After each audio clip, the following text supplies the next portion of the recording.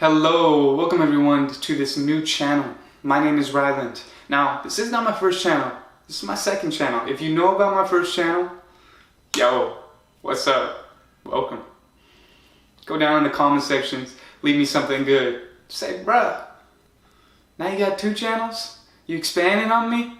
I see you here, now I see you there. I'm seeing you everywhere, brother. What's up? No, for real though. This video, this channel,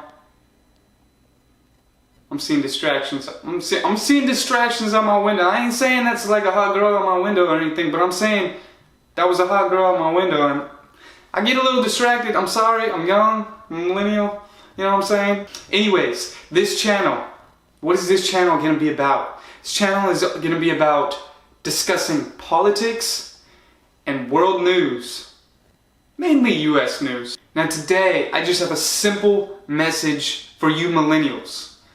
And specifically, you young millennials out there. You know, those millennials in the college atmosphere, the college scene. You know what I'm saying? The universities, the communities, all that good stuff. I want to say to you guys, because I've seen it far too much, do not be afraid to voice your opinion. Even if it's unpopular, even if your superiors, you know, your professors, politicians, your parents, even if they have different opinions than you, don't be afraid to let your opinions out. You know, there's a lot of, in the college atmosphere, a lot of liberal ideology. I, for one, I'm not liberal, okay? I know, okay? I'm gonna get the hate. I can already see it. I can already sense the hate flowing through you guys. But I just have different viewpoints. I'm conservative. There's nothing wrong with that, and I'd love to be able to voice my opinion, to express that opinion in the college atmosphere without feeling like I'm gonna be attacked, without feeling like I'm gonna be labeled a bigot, racist, misogynist, homophobe.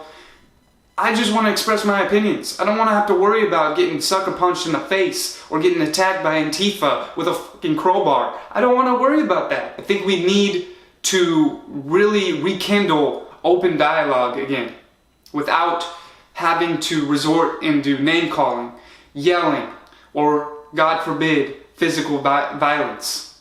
I think it's time for us to act as adults because you know what?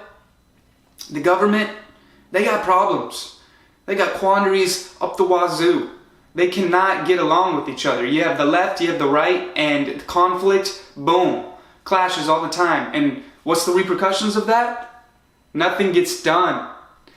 Well, guess what, guys? We are the next generation that's going to be running stuff. We'll be Congress, members of Congress. We'll be in the Senate. This is going to be our time very soon.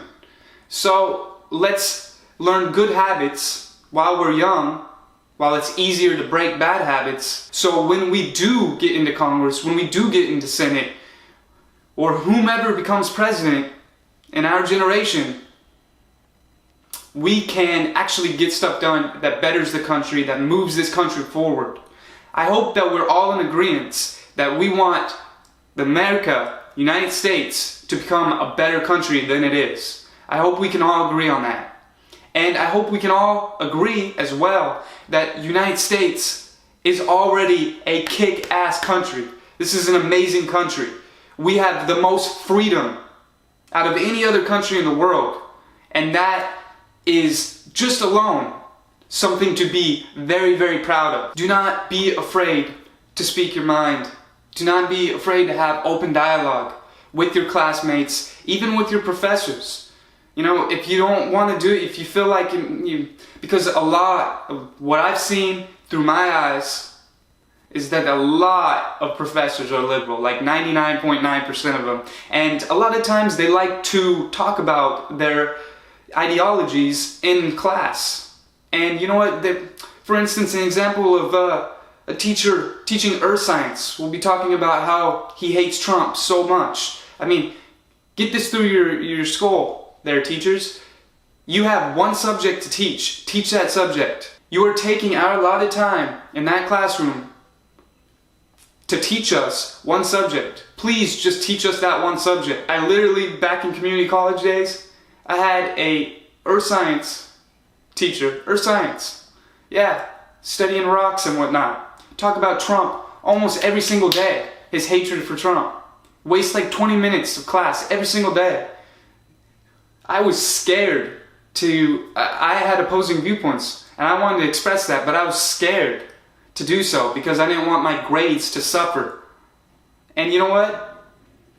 Maybe if you have one of those professors, maybe just sit down and have a one-on-one with them after class. Maybe that will give him a better outlook and you a better outlook on him. And you guys can have a good, decent conversation. But until we stop running from conversation, until we stop running from people with opposing viewpoints and basically disowning them, we're never going to get stuff done. And our generation is going to do the same thing that's going on in the White House right now, that's going on in government right now, to where it's just a bunch of conflicting ideas and no one wants to work with each other. Literally no one. They'd rather set this country back 20, 50 years than move it forward 1 year. And one last thing I want to tell you guys is you don't need to believe everything you see on the news outlets.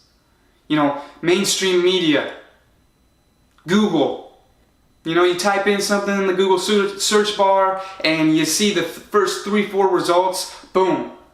That must be 100% factual information. Do you ever realize that, hey, Google controls those algorithms? Google is a company. If they have a certain bias, they can implement that within their search engine. They can do that. They have that power. Remember, do you ever remember this little saying, don't believe everything you see on the internet? Well, let's keep believing that, because that is actually the case. That is actually true. And make sure you're forming your opinions on various matters of the world through your eyes. Really, use what you've seen with your own 2 eyes to formulate, is formulate a word? I don't even know. To formulate your own opinions. What you see through your 2 eyes is your own evidence. Yes, it's anecdotal in some cases, and you can't use that to win the grand scheme of things. But it really helps to shape your opinions when you couple that with research from others. Think about your own experiences first, then do the research, and conglomerate that all together. Just like a conglomerate rock. Earth science. That's about the only thing I remember from earth science, thanks to that teacher, by the way.